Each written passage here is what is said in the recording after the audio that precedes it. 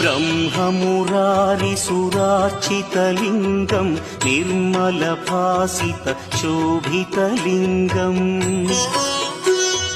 जन्मज दुःखविनाशकलिङ्गं तत्प्रणमामि सदा शिवलिङ्गम् देवमुनिप्रवरार्चितलिङ्गं कामदहन करुणाकरलिङ्गम्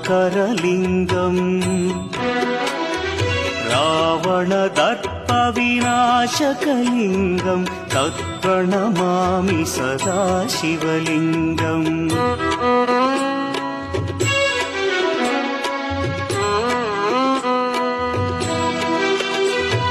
सर्वसुगन्धसुलेपितलिङ्गं बुद्धिविवर्धनकारणलिङ्गं सिद्धसुरासु